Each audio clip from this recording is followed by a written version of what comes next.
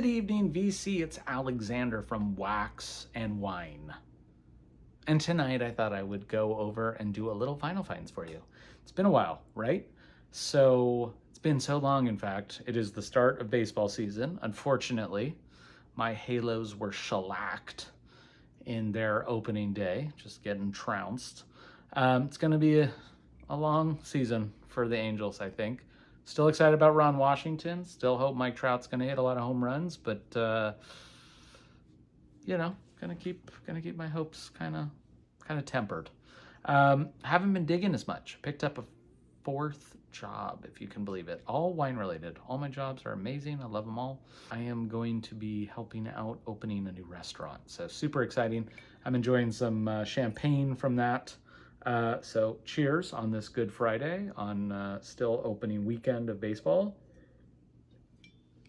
And away they go. Let's talk about some records. You guys don't want to hear me talking about how bad the Angels are.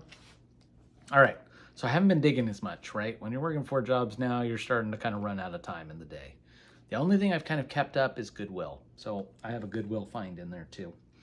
One of my favorite record stores I go to in Southern California is a record store that is priced very fairly all the time, and just a really eclectic mix of stuff. And it's always kind of a mishmash. I think for someone who's like very focused and very interested in what they want, I don't know if that's going to be their favorite store. But for me, it's like you're kind of there and you just see and you're like, oh, I'm getting that. That's awesome. So he had just come up on a huge collection of like country folk Americana. That's in my wheelhouse. So I'd say I clean up in that category and classical. I think both of those are kind of undervalued by the music appreciator, the record collectors out there. I left with all of these records at a very good price. I left with 2 Prine records and 4 Guy Clark records. Aimless Love. I'm just going to try to go quickly. I talk a lot for short videos, but you know, Old Friends, that is a unbelievable title track. Texas Cookin', Better Days. Got a couple other records, and then I also picked up a Neil Young record, On the Beach. Every one of them $9.99. Whoa. And every one of those is very clean. Those are like excellent to near mint, so perfect. Now this next one I found at Goodwill. I went late at night. Like I said, I've been digging at thrift stores more than anything. I kind of don't really hit record stores as much. Imagine my surprise when at Goodwill they had a whole little collection of indie rock and local natives, $4.99. This is Gorilla Manor. This is a fantastic debut from this band. It comes out in 2009.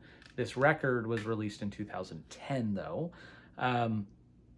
Very beautiful, just killer. Wide Eyes is such an awesome song. These guys harmonize so well.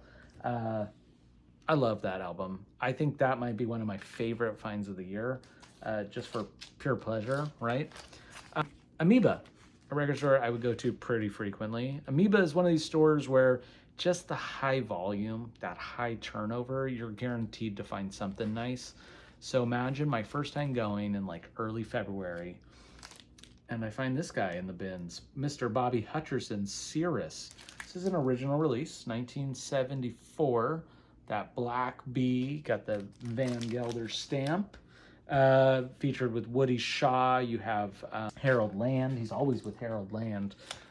Just a great record. I had a promo copy of that from a few years ago that I bundled up in a tray. It's pristine. It's like near mint, and traded it away. But happy to find that. Paid $25.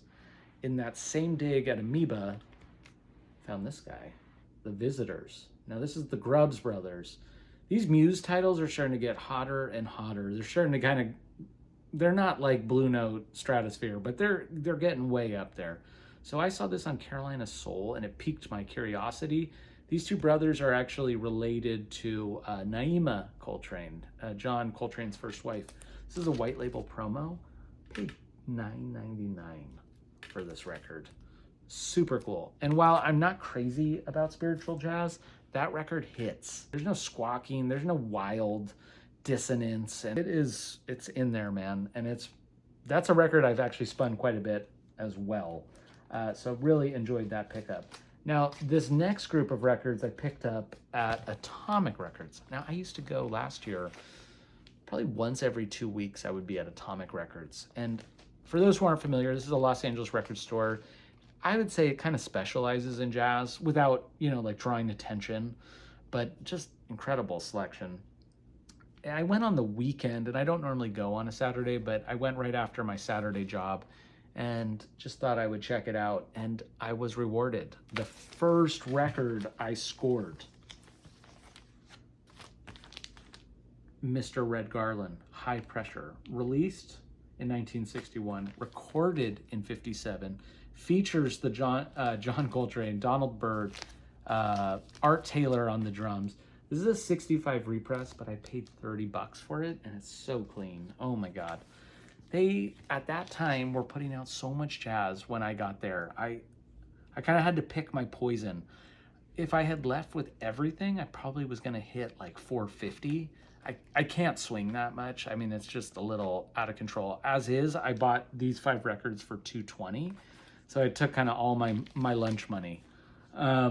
Nostalgia. This was on my radar. This is an original Seavoy. They had like at least 25 original Seavoy titles out there, and all pretty darn clean. So it was kind of a wild little drop of records that they were putting out.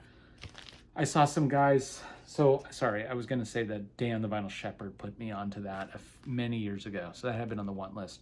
Trent's Records, and my buddy Cardboard Squares on Instagram put me on to Grisella Oliphant. This is kind of a hot record. This is a stereo copy. This is his second as a leader on Atlantic. He's featured there with the great John Patton on organ, and then on guitar you have Grant Green. Terrific record. I had a little sticker residue, but didn't pay too much for that record either. This was the big one. Rollins Plays for Bird. I put away a few Max Roach records and some other stuff, Randy Weston and some other guys.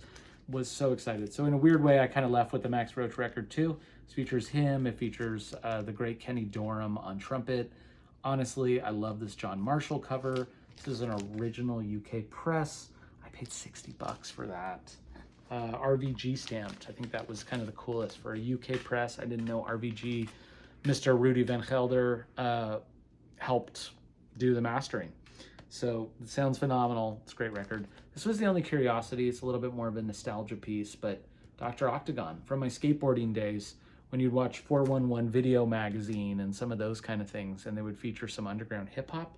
This is an original double disc from 1996. Could be a trade piece in the future for me. I'm not as into it as I used to be, but I have it on CD, and I thought, wow. Said that seemed curiously low priced, and it was. It in fact was. So the last record I'll show you, I went back to Amoeba. It was in the afternoon. I had finished the day early, but went there, and a a VC member who's got a fairly successful channel and is like a jazz hound, was in the jazz section. I was like, fudge. He was going A to Z. There was a guy bookending the other side going Z to A. So I thought, I don't like my chances here. These two guys are combing pretty seriously. Let me just start in the middle. Started at the H's. Immediately saw We Three, Roy Haynes, on New Jazz. Couldn't believe it. I tried to start small talk with the guy who has a channel, big tall gentleman, jazz collector on the VC. Guy never wants to talk. It's kind of awkward. It's brutal. I've tried to start small like, I imagine if I see Bob Bradley out there, you're gonna be just as friendly as you see him on the videos. This guy is kind of like bizarre. I don't understand. But anyway, I was pretty elated when I found that record. I just got the hell out of there. I tried to say something to him. He didn't really care. So I was like, yeah, okay. Got my record, got out in 5 minutes, found a clean copy of We Three by Roy Haynes. So although I haven't been digging as much, I found a lot of really wonderful music. I hope to post again soon for you guys. But until then, happy Easter, happy Passover, happy all the things, happy baseball, whatever you got. So cheers to you, and we'll see you soon. All right, bye-bye.